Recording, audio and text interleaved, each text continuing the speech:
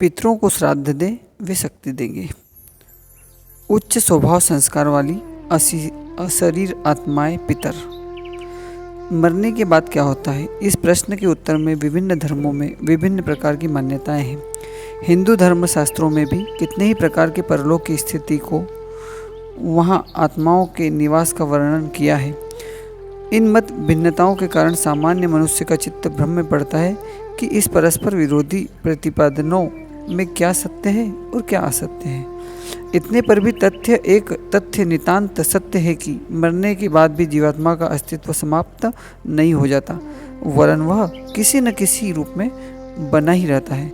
मरने के बाद पुनर्जन्म के अनेक प्रमाण इस आधार पर बने रहते हैं कि कितने ही बच्चे अपने पूर्व जन्म के स्थानों, संबंधियों और घटनाक्रमों का ऐसा परिचय देते हैं कि जिन्हें यथार्थता की कसौटी पर कसने में यह विवरण सत्य ही सिद्ध होता है। अपने पूर्व जन्म से बहुत दूर किसी स्थान पर जन्मे बच्चे का पूर्व जन्म के ऐसे विवरण बताने लगना जो परीक्षा करने पर भी सही निकले, इस बात का प्रमाण बताता है कि मरने के बाद पुनः जन्म होता है। मरण और पुनर्जन्म के बीच के समय में जो समय रहता है, उसमें जीवात्मा का क्या काम, क्या करता है, क्या कहाँ रहता है आदि प्रश्नों के संबंध में भी विभिन्न प्रकार के उत्तर हैं। पर उनमें भी एक बात सही प्रतीत होती है कि उस अवधि में उसे अशारीरिक किंतु अपना मानवीय अस्तित्व बनाए हुए रहना पड़ता है। जीवन मुक्त आत्माओं की बात दूसरी है। वे नाटक की तरह जीवन का खेल खेलती है और अभिष्ट उद्देश्य पूरा करने के उपरांत पुनः अपने लोगों को लौट जाती है। इन्हें वस्तुओं, स्मृतियों, घटनाओं एवं व्यक्तियों का न तो मोह होता है और न उनकी कोई छाप इन पर रहती है। किंतु सामान्य आत्माओं के बारे में यह बात नहीं है। वे अपनी अतृप्त कामनाओं, विक्षोभ, संवेदनाओं, राग द्वेष की प्रतिक्रियाओं से उद्विग्न रहती है। फलतः मरने से पूर्व वाले जन्मकाल की स्मृति उन पर छाई रहती है और अपनी अतृप्त अभिलाषा को पूर्ण करने के लिए ताना बाना बुनती रहती है। पूर्ण शरीर न होने से वे कुछ अधिक तो नहीं कर सकती, पर सूक्ष्म शरीर से वे जिस देश को अपना परिचय देती है, इस स्तर की आत्माएं भूत कहलाती है। वे दूसरों को डराती या दबाव देकर अपनी अतृप्त अभिलाषा पूरी करने को सहायता करने के लिए बाधित करती है। भूतों के अनुभव प्रायः डरावने और हानिकारक ही होते हैं, पर जो आत्माएं भिन्न प्रकृति की होती है, वे डरावने उपद्रव करने से विरत ही रहती है। अमेरिका में राष्ट्रपति भवन में समय समय पर जिन पितरों के अस्तित्व का अनुभव में आते रहते हैं, उनके आधार पर यह मान्यता बन गई है कि वहाँ पिछले कई राष्ट्रपतियों की प्रेतात्माएं डेरा डाले पड़ी है। इनमें अधिक बार अपने अस्तित्व का परिचय देने वाली आत्मा अब्राहम लिंकन की है। वे आत्माएं वहाँ रहने वाले को कभी कोई कष्ट नहीं पहुँचाती। वस्तुतः उपद्रवी आत्माएं तो दुष्टों की ही होती है। मरण समय में विक्षुब्ध मन स्थिति लेकर मरने वाले अक्सर भूत प्रेत की योनि भुगतते हैं, पर कई बार सद्भाव संपन्न आत्माएं भी शांति और सुरक्षा के लिए सदुद्देश्य लेकर अपने जीवन भर संबंधित व्यक्तियों को सहायता देती, परिस्थितियों को संभालती तथा प्रिय वस्तुओं की सुरक्षा के लिए अपने अस्तित्व का परिचय देती रहती है। पितृवत स्नेह, दुलार और सहयोग देना भर उनका कार्य होता है। पितर ऐसी उच्च आत्माएं होती है जो मरण और जन्म के बीच की अवधि को प्रेत बनकर गुजारती है और अपने उच्च स्वभाव संस्कार के कारण दूसरों की यथासंभव सहायता करती रहती है। इसमें मनुष्यों की अपेक्षा अधिक शक्ति होती है। सूक्ष्म जगत से संबंध होने के कारण उनकी जानकारियाँ भी अधिक होती है। उनका जिनसे संबंध हो जाता है, उन्हें कई प्रकार की सहायताएं पहुंचाती है।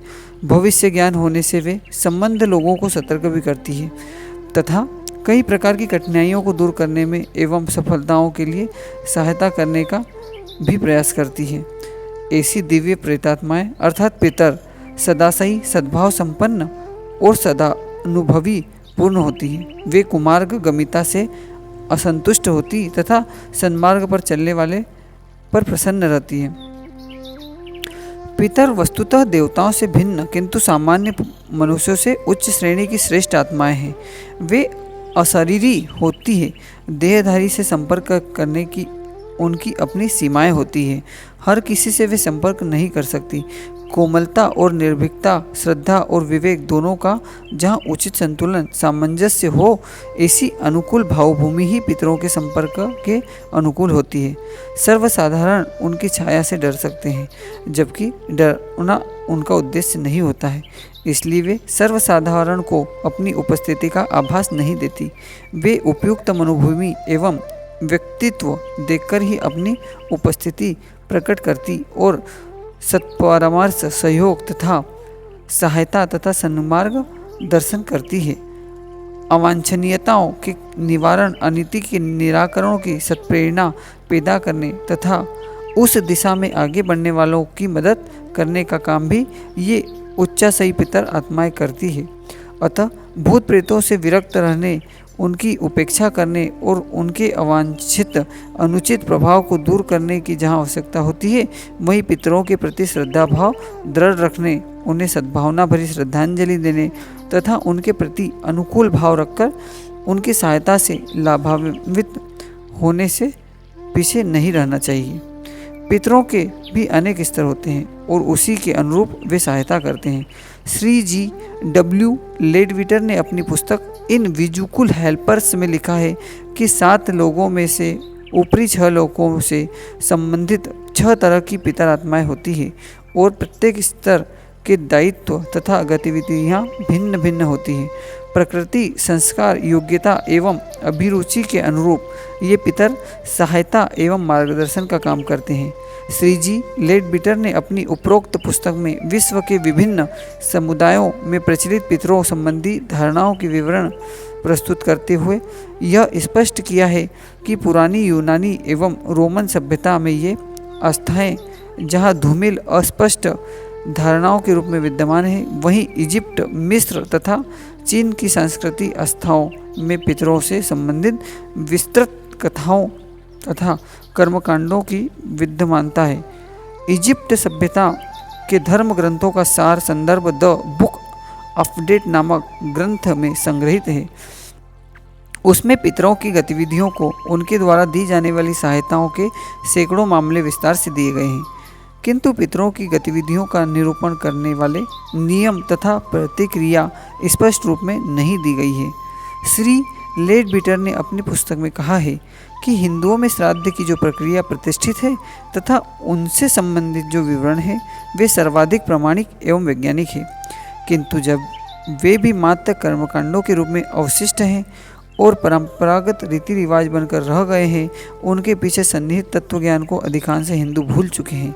इसलिए न तो वे स्वयं उस प्रतिक्रिया द्वारा पितरों से समुचित और पर्याप्त लाभ प्राप्त कर पाते, न ही पितरों एवं स्वर्गीय आत्माओं को ही अपनी श्रद्धा भावना का उचित लाभ पहुंचा पाते। श्री लेडविटर ने स्पष्ट किया है कि इन अशरीर आत्माओं से संपर्क का मूल आधार संकल्प एवं विचार ही है। जड़ वस्तुओं और निष्प्राण कर्मकांडों के माध्यम से पितरों से आदान प्रदान का क्रम नहीं चल सकता, क्योंकि वह सारा व्यापार भावनात्मकता एवं विचार परक ही है। कर्मकांड की प्रतिक्रियाएं आवश्यक तो हैं, किंतु वे उपकरण हैं, उनका प्रयोग होता है। वे स्वयं इन प्रयोगों के संचालन एवं परिणामों के प्रतिपादन में असमर्थ है। बिना ज्ञान के उपकरणों का उचित प्रयोग और सही परिणामों की प्राप्ति असंभव है।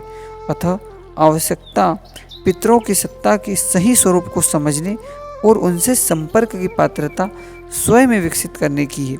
वैसा हो सके तो उनसे देव स्तर का सहयोग प्राप्त किया जा सकता है, अधिक संबद्ध, सार्थक एवं सफल बनाया जा सकता है। दिव्य प्रेतात्मा से कभी कभी किन्हीं का सीधा संबंध उनके पूर्व जन्मों के स्नेह सद्भाव के आधार पर हो जाता है।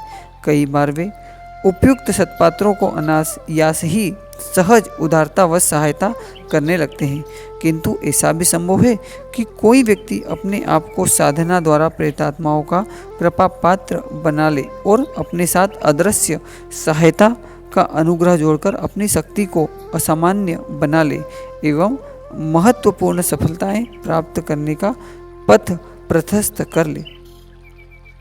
पितरों के अनेक वर्ग हैं और देव सत्ताओं की तरह उनके क्रियाकलापों के क्षेत्र भी भिन्न भिन्न हैं। प्रत्येक मार्गदर्शन, गूढ़ संकेत, दिव्य प्रेरणाएं तथा आकस्मिक सहायता उनमें से उपलब्ध होती है।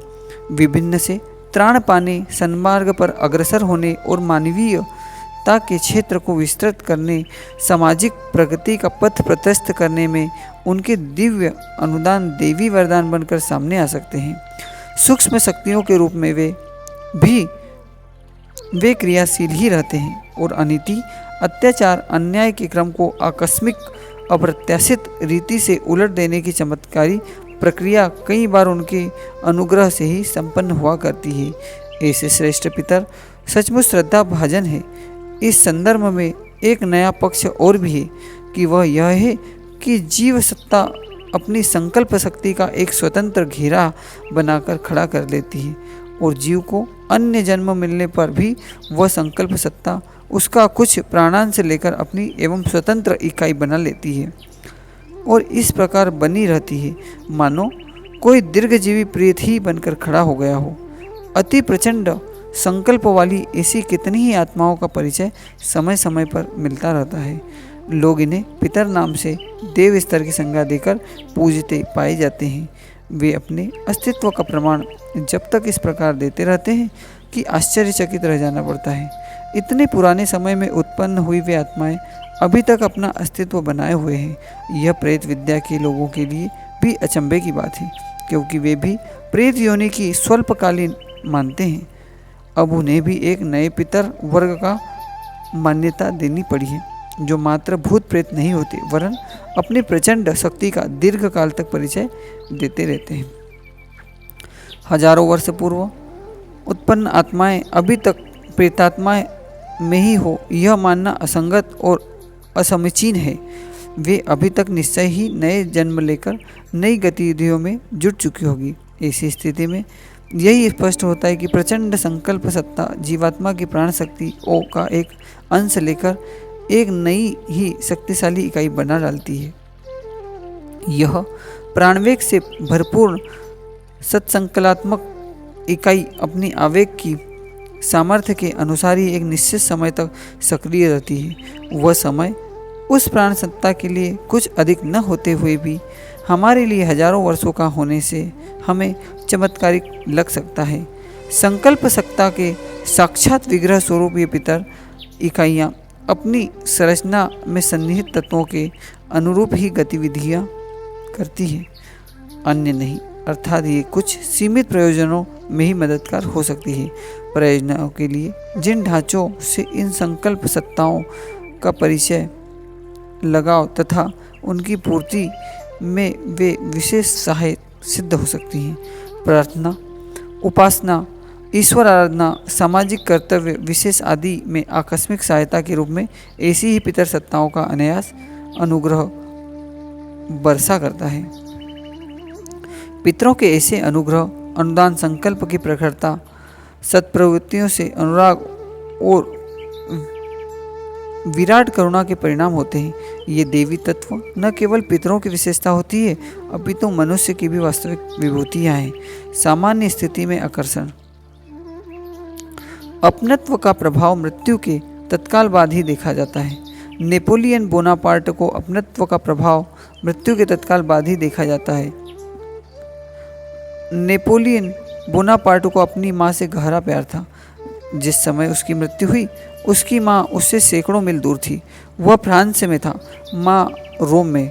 उस दिन माँ ने देखा नेपोलियन सहसा आया है, पैर छूकर कह रहा है कि माँ, अभी ही तो मुझे झंझटों से फुर्सत मिल पाई। थोड़ी देर बाद वह अंतर्ध्यान हो गया। बाद में पता चला कि उसका उसी दिन उसी समय निधन हुआ था। प्रख्यात कवि बायरन ने भी एक ऐसे ही अनुभव का विवरण लिखा है। एक फौजी कप्तान ने रेल यात्रा में रात को सहसा नींद उचटने पर अपने छोटे भाई को पायताने बैठे देखा। वह भाई वेस्ट इंडीज में नियुक्त था। कप्तान ने समझा कि कहीं वे स्वप्न तो नहीं देख रहा है। उन्होंने अपने जगह होने की आसक्ति के लिए हाथ बढ़ाकर भाई को छूना चाहा। उसके हाथ में उनका कोट छू गया तो लगा कि वह कोट पानी में तर है। तभी वह भाई अदृश्य हो गया। बाद में तीसरे दिन खबर मिली कि उसकी मृत्यु समुद्र में डूब जाने से हुई है। जब वह वहां दिखा था, परामनोवैज्ञानिकों को अपने अनुसंधानों के दौरान ऐसे अनेक साक्ष्य मिले जिनसे यह पता चला कि मृत सैकड़ों हजारों मील दूर स्थिति अपने आत्मियों के पास मृत्यु के तत्काल बाद देखा गया। कई बार व्यक्ति नहीं दिखाई देता, उसकी आवाज़ सुनाई पड़ती है। इंग्लैंड के चार्ल्स मैथ्यूज समुद्री जहाज सेवा कर्मी थे। एक रात वे ड्यूटी पर गए। उनके कुछ घंटे बाद उनकी पत्नी और उनकी पड़ोसिन दोनों को चार्ल्स की आवाज़ सुनाई पड़ी। पड़ोसिन ने सुना कि चार्ल्स उससे कह रहे हैं कि इसका यानी उसकी पत्नी का ध्यान रखना। पत्नी को लगा कि वे उसे पुकार रहे हैं। उस रात जहाज डूब गया था और उसी में शास्त्री मैथ्यू जी भी डूब गए थे। इससे सर्वथा भिन्न एक अन्य घटना है। कैलिफोर्निया में एक पुलिस अधिकारी को एक बार उसके कुछ ही दिनों पूर्व मृत मित्र की छाया दिखी। इस छाया ने उससे कहा कि तुम तुरंत मैकडोनाल्ड एवेन्यू पहुंचो। वहां स्ट्रीमलाइनर से एक ट्रक टकराकर उलट गया है और उसके ड्राइवर की छाती चकनाचूर हो गई है। पुलिस अधिकारी वहां पहुंचा। तब तक वहां वैसा ही कुछ घटित न हुआ था। उसे लगा कि मैंने दिवा स्वप्न देखा है। वह लौटने को था, तभी वही घटना घटी। स्ट्रीमलाइनर से सामने से आ रहा ट्रक टकराया और ड्राइवर की छाती छलनी हो गई। इस तरह के प्रमाणों से यह पता चलता है कि मानवीय चेतना जब तक शरीर से ही तादात्म्य अनुभव करती रहती है, जब तक तो वह सीमाबद्ध रहती है, पर शरीर से निकलते ही वह सर्वव्यापी हो जाती है। उसकी संचरण और संप्रेषण क्षमता फिर निबंध हो जाती है। वह कहीं भी आ जा सकती है। यद्यपि अपने संस्कारों के कारण वह सर्वप्रथम अपने आत्मीय के पास पहुंचती है। कई बार वह आत्मीय के पास न पहुंचकर सर्वप्रथम वहां पहुंचती है जहां मृत्यु के तत्काल पूर्व ध्यान जाता है। पुणे के एक वकील को एक बार देर रात में दफ्तर बंद करते समय एक परिचित व्यक्ति दरवाजे पर दिखा। उन्होंने उनके आने का कारण पूछते हुए अंदर आने को कहा। तभी वह अदृश्य हो गया। वे चकरा गए। इसके बाद बिस्तर पर जाकर लेट गए। 2-3 घंटे बाद उस व्यक्ति के रिश्तेदारों ने दरवाज़ा खटखटाया। वकील साहब बाहर निकले। तब उन्हें बताया गया कि उस व्यक्ति के घर कुछ लोग गए थे। उन्होंने कहा कि आपको अभी ही वकील साहब ने बुलाया है। नगर पालिका के चुनाव के बारे में कोई खास चर्चा करनी है। सुबह वे जरूरी काम से बम्बई चल देंगे। वहाँ वकील साहब ने घर और लोग भी थे। आपसे भी चर्चा करनी है। वह व्यक्ति चल दिया और अभी तक नहीं लौटा। इसी से वे सब ढूंढने आए हैं। लोगों ने समझ लिया कि छल किया गया है। प्रातः पता चला कि रात को उन लोगों ने उसकी हत्या कर दी। इससे यह स्पष्ट हुआ कि मृत व्यक्ति को वकील साहब का नाम लगाकर बुलाया गया था। अतः उसके चित्त में यह बात गई थी और मृत्यु के तत्काल बाद उसकी आत्मा वह पहुंची थी। लेखिका सेला ऑस्ट्रेंडर को एक बार उसकी एक सहेली मृत्यु के तत्काल बाद दिखी। वह सहेली कई मील दूर दूसरे शहर में उसी समय मरी थी। मृत्यु की खबर दूसरे दिन मिली। इससे चेतना की निस्सीमता का परिचय मिलता है।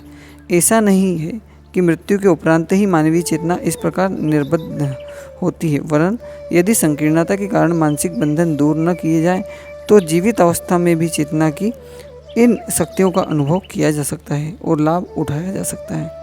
ये घटनाएं विरल या अपवाद नहीं है। ऐसे लोगों की कमी नहीं जो दूरस्थ परिजनों की तीव्रता संवेदना से याद करने पर उनके पास आभास रूप में देखे जाते हैं। ऐसे भी लोग हैं जो भावाकुल होकर जब किसी परिजन का स्मरण करते हैं तो वह उन्हें अपने आप से उस स्थिति में दिखता है जिसमें वह उस समय होता है। बाद में पत्र मिलने पर या प्रत्यक्ष भेंट होने पर इस तथ्य की पुष्टि होती है। विशेषकर नारियों को दूराभास और दूरानुभूतियाँ प्राय होती रहती है। पराम मनोवैज्ञानिक हेराल्ड ने एक ऐसे अनेक वृत्तांत का संकलन किया है जिनमें महिलाओं को दूरस्थ भाई या पति की बीमारी या मृत्यु का आभास हुआ और वह सत्य निकला। मनःशास्त्री हेनब्रुक ने भी यही कहा है कि ये क्षमताएं होती हैं मनुष्य मात्र में है। नारियों में सौम्यता, मृदुता और सहृदयता के आधिक्य के कारण यह सामर्थ्य अधिक विकसित पाई जाती है। बीज रूप में यह सामर्थ्य प्रत्येक व्यक्ति में सन्निहित है। आवश्यकता है मन को संकीर्ण सीमाओं के बंधनों से मुक्त करने की। ऐसा करने पर पानी में तेल की बूंद की तरह प्रत्येक व्यक्ति की अनुभव संवेदना का क्षेत्र दूर तक फैल जाता है। सामान्यतः अपने शरीर और मन की दीवारों से टकरा टकरा कर ही व्यष्टि चेतना की तरंगें लौटती रहती है तथा सीमित क्षेत्र में हिलोरे लेती रहती है। परंतु यदि अनुभूति और संवेदनाओं के स्तर पर ये दीवारें हटा दी जाए तो अनंत चेतना समुद्र में उन लहरों का संपर्क हो जाता है। श्रेष्ठ संस्कारों वाली पितर आत्माएं शरीर और मन की संकीर्णता रूपी दीवारों से मुक्त होती है। इसलिए वे देशकाल को परिधि को लांघते हुए सत्पात्रों को अपना सूक्ष्म सत्ता की विशाल सामर्थ्य से लाभान्वित करती रहती है। योग वशिष्ठ ने एक बहुत महत्वपूर्ण आख्यायिका आती है। यह उपाख्यान जीवन के अदृश्य रहस्यों और मृत्यु के उपरांत जीवन परंपरा पर प्रकाश डालना है। इसलिए समीक्षाकार इसे योग वशिष्ठ की सर्वाधिक उपयोगी आख्यायिका मानते हैं। वर्णन इस प्रकार है। किसी समय आर्यावर्त में पद्म नाम का एक राजा राज्य करता था। लीला नामक उसकी धर्मशीला धर्मपत्नी उससे बहुत प्यार करती थी। जब कभी वह मृत्यु की बात सोचती, वियोग की कल्पना से घबरा कर उठती। कोई उपाय न देखकर उसने भगवती की उपासना की और यह वर प्राप्त कर लिया कि यदि उसके पति की पहले मृत्यु हो जाए तो पति की अंतर चेतना राजमहल से बाहर न जाए।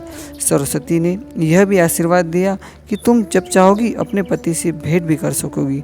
कुछ दिन बीते, पद्म का देहांत हो गया। लीला ने पति का शव सुरक्षित रखवाकर भगवती सरस्वती का ध्यान किया। वे उपस्थित होकर कहा, भद्रे, दुख न करो, तुम्हारे पति इस समय यहीं हैं, पर वे दूसरी दृष्टि में हैं। उनसे भेंट करने के लिए तुम्हें भी उसी सृष्टि वाले शरीर में प्रवेश करना चाहिए। लीला ने अपने मन को एकाग्र किया, अपने पति की याद की और उस लोक में प्रवेश किया जिसमें पद्म की अंतर चेतना विद्यमान थी। लीला ने जाकर जो कुछ दृश्य देखा उससे बड़ी आश्चर्यचकित हुई।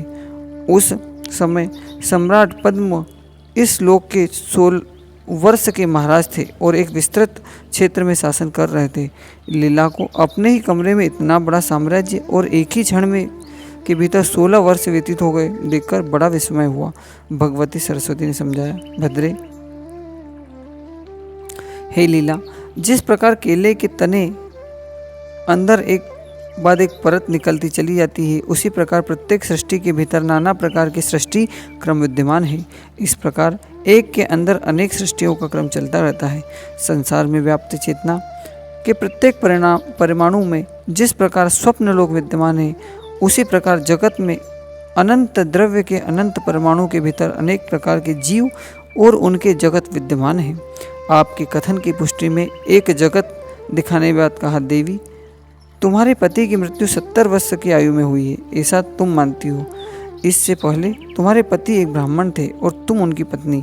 ब्राह्मण की कुटिया में उसका मरा हुआ शव अभी भी विद्यमान है। यह कहकर भगवती सरस्वती लीला को भी और भी सूक्ष्म जगत में ले गई। लीला ने वहाँ अपने पति का मृत शरीर देखा। उनको उस जीवन की स्मृतियाँ भी याद आ गई और उनसे भी बड़ा आश्चर्य हुआ कि जिसे वह 70 वर्ष की आयु समझे हुई थी, वह और इतने जीवन काल में घटित सारी घटनाएं उस कल्प के कुल 7 दिनों के बराबर थी। लीला ने देखा, उस समय मेरा नाम अरुंधति था। एक दिन एक राजा की सवारी निकली। उसे देखते ही मुझे राजसी भोग भोगने की इच्छा हुई। उस वासना के फलस्वरूप ही उसने लीला का शरीर प्राप्त किया और राजा पद्म को प्राप्त हुई। इसी समय भगवती सरस्वती की प्रेरणा से राजा पद्म जो अन्य कल्प में था, उसे फिर से पद्म के रूप में राज्य भोग की वासना जाग उठी। लीला को उसी समय फिर पूर्ववर्ती भोग की वासना से प्रेरित किया। फलस्वरूप वह भी अपने व्यक्ति शरीर में आ गई और राजा पद्म भी अपने शव में प्रविष्ट होते हुए जी उठे। फिर कुछ दिन तक उन्होंने राज्य भोगवे और अंत में मृत्यु को प्राप्त हुए।